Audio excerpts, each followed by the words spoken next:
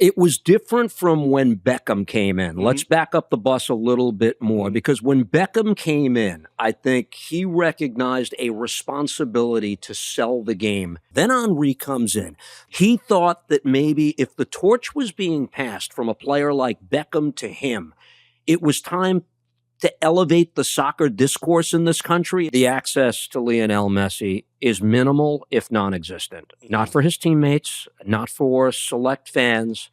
For media, I know people who have 60 questions a day for him and can't get one answered, okay? So that part of it is very different. Please give a round of applause to Steve Cangialosi. Kenji, man, what's up, brother? First of all, no one in this country uses the word gantry. That's number one. I was trying to think, what's that called? Yeah, with the exception of my partner, Danny Higginbotham on Apple, who once said to me, I'll be by the lift waiting for you. Bro. And I kept telling him, we have a lift. The car is coming. No, I'll meet you by the lift. Yeah. And it took me about 6 months to realize he meant elevator. But anyway, it's wonderful to be here. When did the show start again? Tell me. 2015, around September 2015. This podcast began. 2015, and I've been on the air since 2002 in MLS. And my first invite is today. It's wonderful. We waited until you did a more national job.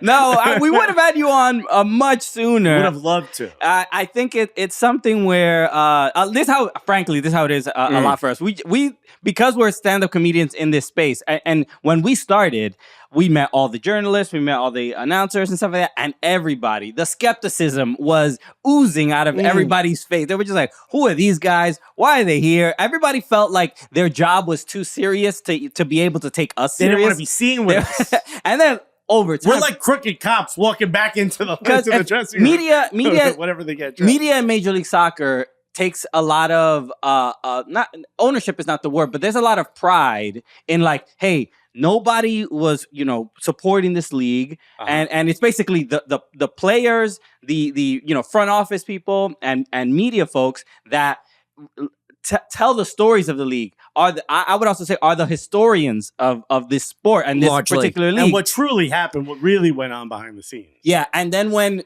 two dummies like us, comedians, everybody was like, whoa, are you going to be mocking us, making fun of us? So the wait was worth it for me because it allowed me several decades to absorb your comedic affluence, and here I am to appreciate it. Thank you so much. We've earned your trust. We had to bring you in. Without question. You walked into our studio and you were like, hey, what's up, Alexis? What's up, Christian? And I was like, Kenji knows who we are. Kenji knows my name, dude. So that felt pretty good. I'm prepared for class.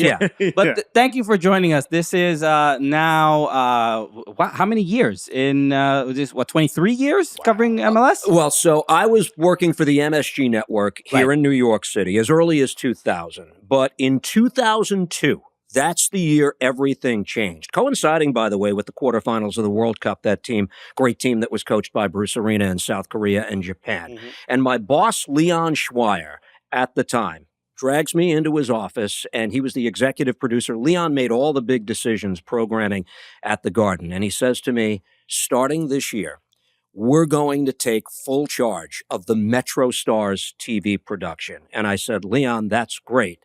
What am I doing in your office, okay? Because the fact of the matter is I was hired to anchor Sports Desk at the time and cover the more mainstream New York teams, the Yankees, the Mets, the Knicks, the Rangers, you understand. And I said, do you really want me as the face of your soccer broadcast? And he said, yes, you're good. I need you. I got to work with J.P. Delacamera and Shep Messing, two of the legends in our neck of the woods, and the rest is kind of history 23 years later. I hold on. I have a follow-up question because I want one of the things I wanted to know in this pod is that your voice all the time?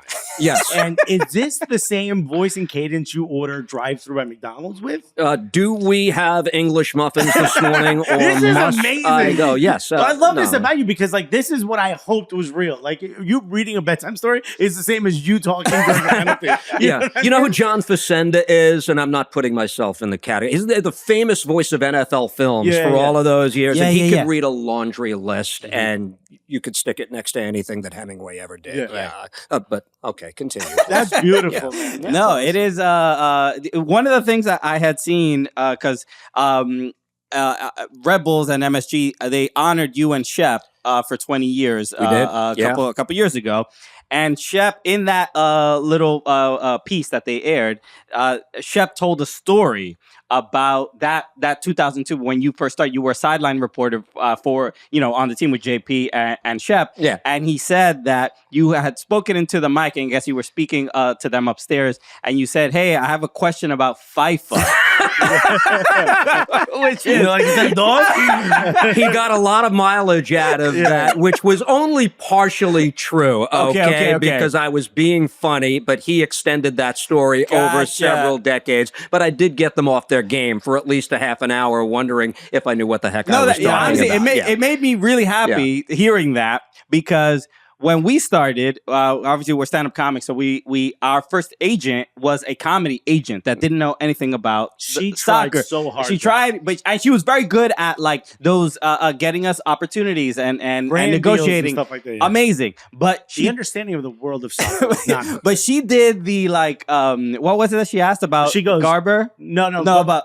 Well, first when she said, "I'm going to call Garber," and she just did. We were like, she just I didn't called think you down were allowed to Garber. do that. But we were having a meeting. She's like, "Oh, one more thing. I hear this year they're going to try out a women's World Cup. I got to try it out." She's right? like, "The U.S. soccer is putting it on, right?" I go, "We got a lot to go over." I go, "The women have won it many times. The U.S. We're only off by about 15 years. Cut us some slack. It's okay." But she thought the U.S. was like, "We've decided to allow women." Yeah, but it is amazing where we've come. And I think it was probably educational for you guys, because you got a sense of who you'd be communicating to if you wanted this to be something that was far more expansive than just the people in soccer circles, right? So where have we come? You asked about 2002, that first year. Remember, the league had just contracted to 10 teams. Right. They fold the 2 Florida franchises. This is a 10-team league I'm walking into, right?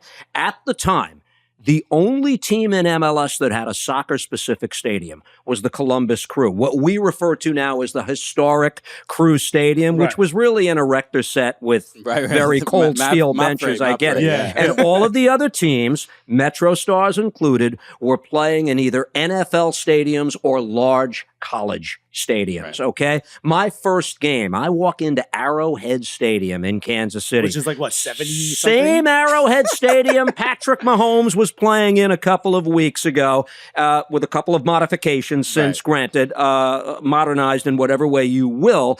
And it's the Metro Stars against the Kansas City Wizards, okay? 78,000 seat stadium. Maybe there are 8,000 people there. Maybe there are 8,000. Mike McGee scores a game-tying second-half goal for the Metro Stars. Shep Messing and I are up in the booth, and God is my witness, we heard the Metro Stars celebration audibly from upstairs in the press conference. So the lack of atmosphere, contrasts that with where we are now. 26 teams this season are going to play in a soccer-specific stadium, and as you guys know, there are 2 more on the way. Messi's going to get a new house in Miami. New York City is going to get one by City Field. Exactly. Well, and that brings me to you're a Queens guy. Yes. You are a Queens guy. New York City is going to build a stadium for New York, or New York City FC is going to build a stadium in Queens. I know you're a Red Bulls guy, but just talking about the game overall, to where you grew up, to where you are now, the story you just told when you started in 2002, to now, there's going to be a soccer-specific stadium in Queens next to the old Shea Stadium / City Field. How does that feel? Sorry to invoke this, but I was the guy who called the New York playoff derby last year. Okay, Danny and I were assigned that game, and I remember when we were assigned that game, I make a few calls right away to our production crew, and people behind the scenes, we're going to get a new stadium. I just, can it be ready by Friday night? was what I said. And look, this can't come soon enough. And just frame a reference here. Go back to that event. First ever New York playoff derby. And if you wanted to just take the air out of the balloon, tell me that they're going to be winterizing City Field the same time, and they're going to cap the attendance at whatever it was, 23,000. We need to get to the day where those things are just non-entities, non-discussions, and this will be a very big deal. Pascal Janssen is going to coach this team on opening day. He and Javier Mascherano are going to line up as head coaches against each other on Saturday night when New York City plays Miami. Those are 2 of 12 coaching changes in Major League Soccer coming up this year. We go back to a time when we didn't have 12 teams, never mind 12 coaching changes. So everything has grown. It's about time that the stadiums meet that metric as well. And once that stadium goes up, I think all bets are off. I think City Football Group is going to recognize we've got a palace. We're going to put some royalty in that palace. Yeah. That's what the stadium means to me. I'm looking for, I mean, nobody hypes me up. I know, right? I'm ready to go. I mean, this is I'm ready to pick up a shovel. Let's get this thing built. When it comes to, I know even, this is an exciting time. Tomorrow, Onside, the documentary comes out. So we're looking, we've spoken to a lot of players and people involved in that. But just, can you talk a little bit about the nature of your job has changed significantly from calling one particular team to now getting assigned to different ones. It is, I know, when I hear you talk about Red Bull and just even certain players like that, there is something to you grew up with some of these guys, right? Like you see from the academy and whatever. And now that's a little bit detached. How do you feel about the nature of your job, traveling team to team and trying to build that connection with those other clubs? So you use the word build. Building trust is everything in light of what you're talking about. Back in the day, Mike Petke is coaching the Red Bulls, and Shep Messing and I had him on speed dial, and anytime we need to know what's really going on, anytime we need to know what not to say, like if many times, and this is the key to building trust, people think, oh, the coach is going to tell me what I should say. More often than not, the coach is going to tell you, don't say that because that's not true. Now, I can't get into the reasons fully why that's not true, but that's not true. So that trust that we talk about is so instrumental to everything that we do. And instead of building it with one coach primarily, you're building it with many coaches throughout the league. And that's a process, okay? Me being where I am, living in the Northeast, generally MLS and Apple assign me to games in the eastern portion of the United States. Yeah. My relationship, as you might imagine, is much stronger with those coaches. Got to the point where Jim Curtin would just speak to us freely about anything, in all the years that he was in Philadelphia. And he didn't care that I was the Red Bulls announcer for many years and he coached the rival team. He got it. He understood that, okay, I've heard enough of this guy. I trust him. I'll tell him what we're doing, and I expect some reciprocity in terms of respect of what we're talking about. It's not easy because let's put it this way. I called the New Jersey Devils, as you know, in the NHL for 16 years, and the roster is just ingrained in your head. The strengths and weaknesses of every player is fully ingrained in your head. Now, all of a sudden, drop of a dime, you're dropping into a city where maybe you're not as familiar with the two teams, but you owe it to the audience to make every effort in order to understand fully what everybody's function is on the field. And it's a challenge for a lot of us. I think we've pulled it off well in the first 2 years. I do. I'll speak proudly of that. Sure. What I get from you also is that you have like this great understanding and you get to see the game from a bird's eye view. I think a lot of times fans want their announcers to be, die hard, live and breathe by just this one team. You seem to have like a sort of good rapport with everyone. Is that a choice? Because I know there is like the Homer style announcer who's like, I'm calling it as if I was sitting in the stands with a microphone. And then there's someone like you who sort of talks about it from a much more poetic sense. Before you answer, I don't know if you've seen that Milan, is it the AC Milan announcer? The guy that is completely miserable when the opposing team scores and then loses his mind. Look, we get that stateside in more than one sport. Sure. I think it's a decision to make, right? I can tell you this. The homerism part of it never really resonated with me, and here's what I think. When you're doing a regional broadcast, okay, all of those years that I did the Red Bulls on MSG, those years that Joe Tollison did New York City on the Yes Network, it's never really about homerism. What it is about a division of what you're showing attention to on the broadcast, okay? When I did the Red Bulls, I would say Red Bulls, New England Revolution, the attention to storylines is like 70-30, okay? Now you're really trying to cut it as close to 50-50 as humanly possible. And I think that came out we got to call Game 3 of the Miami-Atlanta playoff series back in the fall. Messi eliminated. And the one thing that kept resonating for me, I know that our global audience on Apple, probably 9 out of every 10 people out there are rooting for Lionel Messi to pop in a few and for Miami to win. But in the back of my mind is just, there's a reverence that you have to show for Atlanta United and a 40-year-old goalkeeper by the name of Brad Guzan, who's playing out of his mind like he's 26 and still at Aston Villa, okay? And that has to stay with you in your cadence while you're calling the game. And if it doesn't, I think the good ones kind of have to look in the mirror at the end of the day and say, hey, that's something I have to work on. Sure, because it is a commentary that we've been hearing from fans of like, a lot of fans are like, I miss my guy. Understood. I miss the announcer that I had. Understood. And it's a challenge, but it's felt. We'll watch Kansas City versus London. Yeah, no, I get it because it's like the comfortable old shoe. Yeah. Without a doubt. And, you know, by and large, that announcer that you're talking about, the home team announcer, will know things about the history of the team, certainly, that won't come immediately to the others. And, you know, I was in that position. You know, this was unique for me doing that Red Bulls run to the final. You know, I never experienced anything like that in MLS prior to this run. But of course, there are going to be things that I can impart about the history of the team that even some of the best announcers on MLS and Apple, my colleagues who I respect so much, couldn't. There's some stuff you're just not going to find in research. Jake Zivin could probably say the same thing if I'm calling a big Portland game.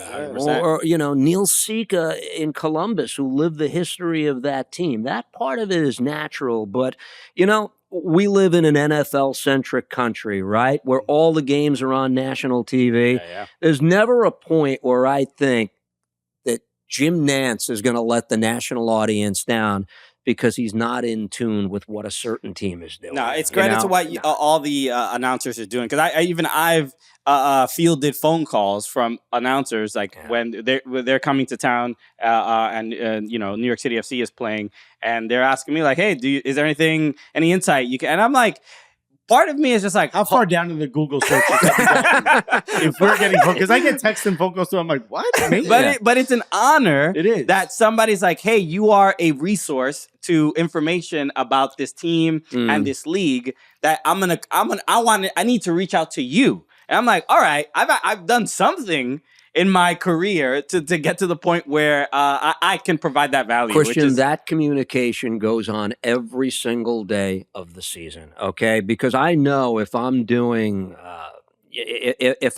St. Louis City, you know, there are things about the makeup of the team that Taylor Twellman is going to know that I don't, right? Yeah. That's his home city. He knows the whole ownership group, but it goes beyond that. Tactically, there are people in Dallas who know what is going to happen there this season with Eric Quill, or how they're going to employ Lucho, anything going to be different. There are people who are boots on the ground in certain cities that you need to communicate with. And I always try to reciprocate when it's, you know, a New York-centric story. Sure, I think we all do. We live in that community. Yeah. But talk to me a little bit, because you've mentioned history. Obviously, Lionel Messi coming in, I think, has surprised a lot of folks. It's been a bit of a circus in a good way as well, because I think it's brought so many more eyes and so much more attention.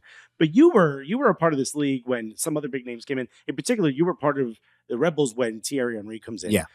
What was that like? Did you think that was going to be a watershed moment? And how different is it from when Messi's coming in? It was different from when Beckham came in. Let's back up the bus a little bit more, because when Beckham came in, I think he recognized a responsibility to sell the game to the United States of America. And to Beckham's credit, this is something I don't think we talk enough about. There were a lot of nights physically he shouldn't have been on the field.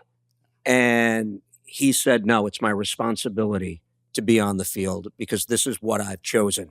And he lived up to that part of the bargain very, very well. Then Henry comes in, plays for the Red Bulls. He was here for 4.5 years. He probably could have been legitimately MVP of the league 3 of those 5 seasons that he was part of MLS. Henry came in, though, with a little bit more of a serious face, I thought. He thought that maybe if the torch was being passed from a player like Beckham to him, it was time to elevate the soccer discourse in this country, if that makes sense. It's not just all about the glitz and glamour. It's great that the LA guy did that and paved the way for somebody like me. But I thought Henry, and if you know Thierry Henry, he's more of a serious bird, too, of course, right? All right. I mean, you'll get him in a good moment, and he'll laugh with you. But, you know, he is all about the game, construction of rosters, who's doing what. Why is it that a smaller country like Costa Rica, population, correct me if I'm wrong, somewhere in the vicinity of 8 million, why are they faring just as well as we are in the United States on the international stage suddenly? He asked very valid questions and wanted answers to them, and I'm not sure he left the franchise before he got them or not. But yeah, it was an interesting time with Thierry, and he was a pretty intimidating figure, as you might imagine, even for people who became club legends in later years, like Bradley Wright Phillips. Yeah, I work at CBS. You do. I'm an Arsenal fan, and so he's a legend. Ask BWP about that first year in particular, what it was like. You know, he acclimates to MLS. That first half of season, he only scores 2 goals. It's not right. Next year, Golden Boot. Who's making him a better player? The guy wearing number 14. Yeah. It's crazy. It's fascinating. I was actually at his first game when he scored against Tottenham for this. It was like the New York Invitational, it was called. Oh, I forgot that. Really? Yeah, it was Robbie Keane was there. Gareth Bale was there. I think he was still a fullback. I don't think it was a forward yet. You could fill a book with the things I forgot, Alexia. He comes in off the plane like earlier that day, and me and my friends get tickets to go. We're wearing Arsenal shirts. He comes in the second half and immediately scores against Tottenham. We're like, I can't believe we just saw Thierry Henry score in Harrison, New Jersey. Yeah. It was a wild moment. But yeah, to see that, how different was it now Messi coming in? This must be, talk about, it was different than Beckham. This is completely different than both of them. It's, number one, the access to Lionel Messi is minimal, if non-existent. Not for his teammates, not for select fans, for media. I know people who have 60 questions a day for him and can't get one answered, okay? So that part of it is very different. The traveling circus is very different. We've never witnessed anything like this in this league and maybe in this sporting country up until Lionel Messi arrives. I think this is a critical year. If the arrival of Lionel Messi is some sort of litmus test for where we are as a soccer nation, this, I think, is going to be a critical year. We talk about rivalries in this league. The Atlanta-Miami rivalry, and the first game, by the way, is March 16th, part of the Sunday Night Soccer thing that we're doing on MLS on Apple, right? Rivalries are born of difficult losses and playoff encounters. We got that with those two teams. So now you've got the greatest player, arguably, in the history of this game, with a chip on his shoulder, facing the team that ended it for him when it wasn't supposed to end when it did last season. The great ones, I think, Michael Jordan falls into this category. Others do. They're vicious when it comes to this stuff. And I think we're going to see a Lionel Messi, assuming he stays healthy. This is a very big thing. And I think anybody who tries to predict whether or not he'll play something in the vicinity of 30 games, you're just throwing a dart at a board. But how he approaches this season, knowing in his mind they failed to deliver a championship last year, to me, that is the most fascinating element when you talk about storylines of 2025. Do you think Lionel Messi is relieved to be able to play an MLS season this time around where he will not have to face Dax McCarty? Is that Seems to be an issue. It's a funny league, is it? Okay, we could laugh, and I understand. I'll laugh along with you. They got eliminated that night, Miami, with 4 of the greatest players of their generation on the field. And you know why they got eliminated? Because they were missing a college player from the University of New Hampshire who was hurt that night, Yannick Bright. If he plays that night, the entire dynamic of the game changes. That's why I hate predictions, okay? My bosses at the league, give us your predictions for the league on February 11th. February 11th? The rosters are going to change completely. Gonna be my next By the way, question. next question. Don't even say it. The window doesn't close until April 23rd. We would never do Carter. And the four best players in the league in October might not be here until July. Okay, I'll give you my prediction. Right. Yeah. All right, so I had Cincinnati winning the East, Seattle winning the West, and I had Seattle winning MLS Cup, to answer your question. Yeah. Okay. Yeah. So you think Jesus Ferreira and Paul Arriola are going to make that big of an impact? They're also as well coached as anyone. I think we could talk about Messi from now until the sun goes down and comes back up. I get that, but part of the old guard of MLS and Brian Schmetzer is that he knows his team as well as just about any coach in the world knows their team. And it's funny, they're in this FIFA Club World Cup, and one of the teams that they have to play is probably one of the few people on the planet who knows his team better than Schmetzer knows his team, because that's Diego Simeone, who's been at Atletico Madrid forever, right? But I think that when you talk about what separates championship teams from talented teams, it starts out of the back. And I'll just deliver some smoke for the Red Bulls here, too. That's why they're going to be good again. Doesn't matter if Choupo-Moting is going to score 15 goals. Their strength starts from the back. And I think you could say that about Seattle. I think you could see Cincinnati winning a supporters shield if they get completely healthy defensively again. Got the goaltender or goalkeeper in Celentano and a healthy Miazga. Those things matter when it comes to accumulating points and finishing high in the table. I don't think Miami will use the same recipe this year to have a 74-point season. And by that I mean being as leaky as they were in the back and outscoring their problems. I don't think you'll do that 2 years in a row. My guess is right. But the surprising thing is they were able to still have that season with Messi unavailable for so many matches, through injury, through the international. Which is why a lot of people were iffy about wanting him to be MVP. Yeah, there's a little bit of I think Messi is going to have a monster psychotic season, and I think it's something where I think that a lot of the clubs need to be kind of on guard or a little bit on notice, even though they had such a fantastic season last year. He's at his best. Miami came into Red Bull Arena early in 2024. Messi didn't play. There was a rainstorm. Red Bulls drilled them that day 4-0.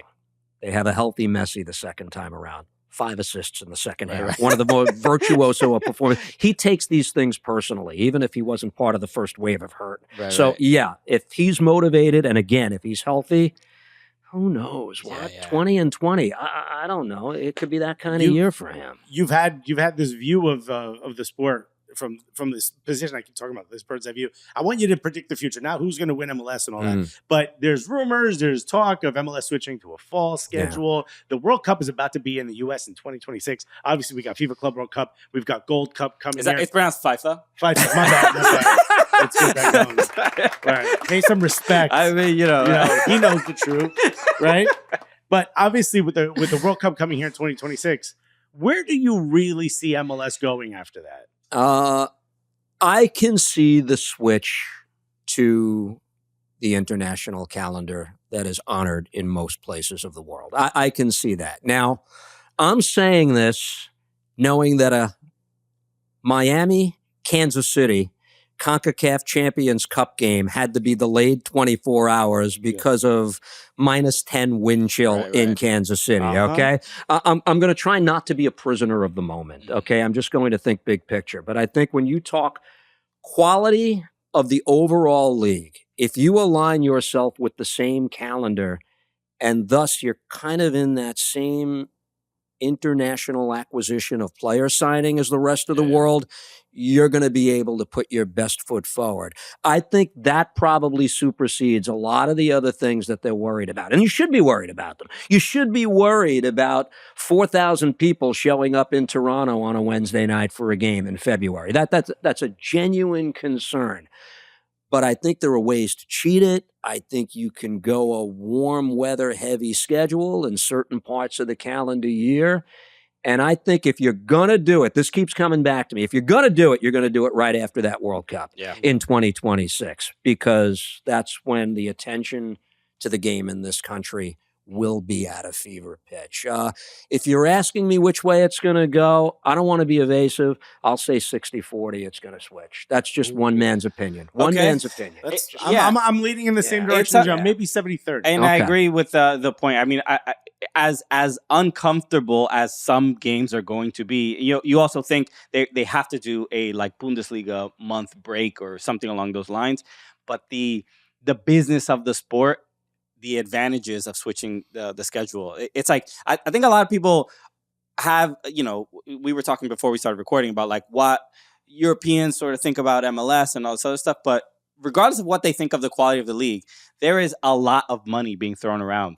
Players are they are spending money on transfers, and if the calendar aligned with the winter and summer transfer windows, it could actually be a thing that can really make an impact on just how often the do you future of the hear, sport. when are they going to loosen the purse strings? When are they going to loosen the purse strings? But then I'll counter that by saying this. Half of the teams in the league have set their personal incoming transfer record over the last 4 years. Right. It's begun. Yeah. It's begun.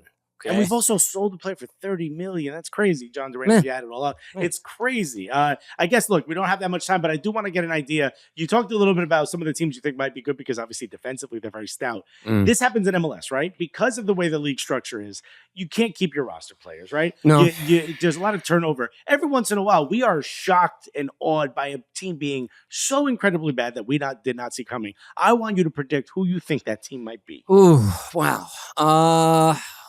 Trying to think where I landed on this anymore. with my official predictions that went in on February 11th. And as Steve said, directly to the camera, so the fan base knows. What I would say is this: did Benteke get any help at all in this transfer window in DC?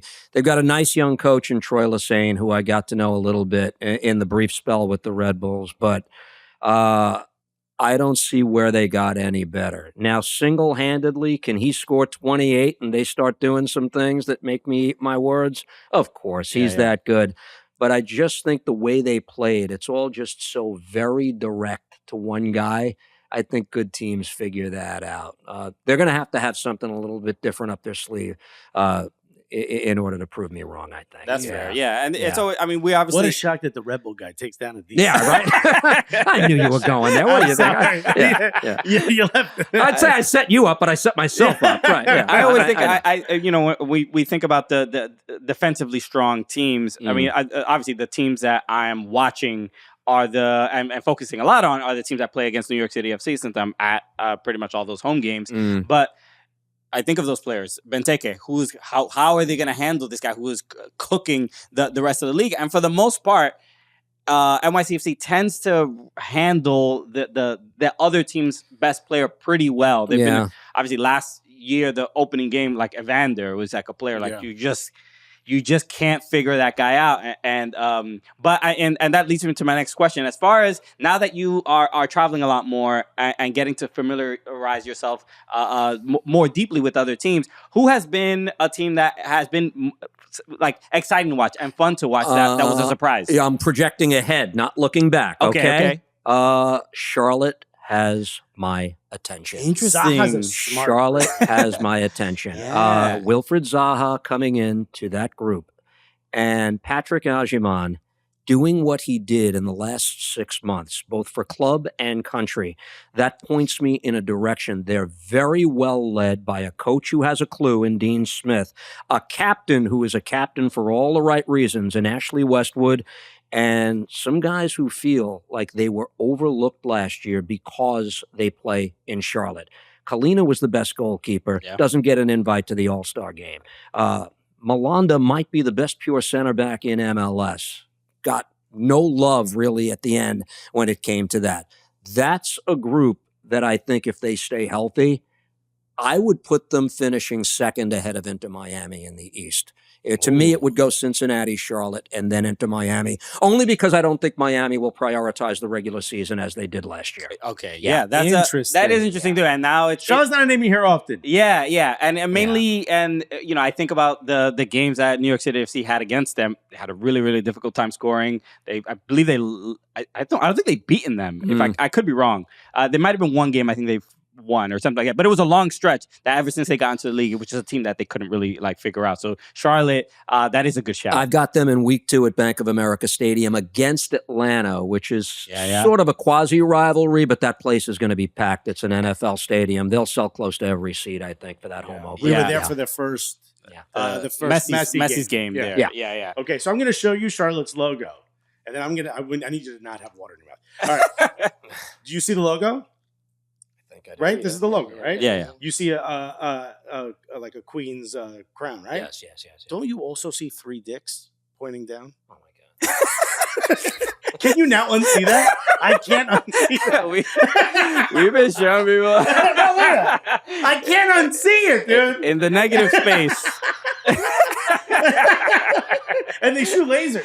I don't know where the 4th one is.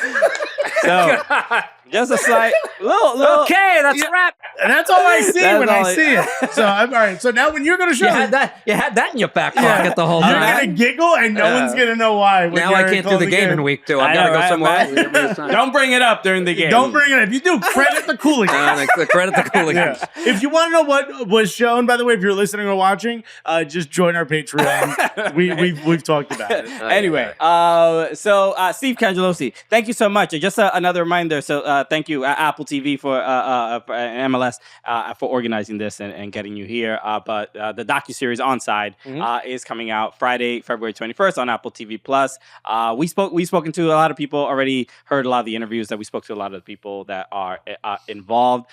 It's the Formula One Drive to Survive creators that made it. I'm fascinated to see where this goes too, because I could point to one instance, MLS Cup, where I know they got a little too close to one player, and he kind of got a little rattled. I'm not going to violate any confidence yet. So I'm kind of very interested to see, where the line was drawn, if it was ever drawn. That's fascinating. So I'm ready for this. Because I mean, I'm speculating at who it could possibly be, but we did speak to Greg Vanny, we did speak to Emil Forsberg, and there was a little of they told those stories of just being like, all right, what are these guys here for? Like, it's not an invasion of privacy, but it's letting people very close. No one ever gets in the view of what's happening really in the locker room. So this is awesome. The producer's line is always, after a while, you won't know we're here. Right? Yeah. I love it. And then it's like, just to do like this as you're on the phone with your wife. Imagine they were doing Onside and doing this documentary. I have a feeling this is going to kick ass.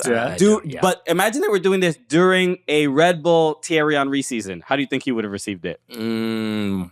We live in a different age now, and he's, I don't know. He might have been all on. I don't know. I can't speak for him. He might have been on board with this kind of thing. Yeah. Now you see the real Thierry.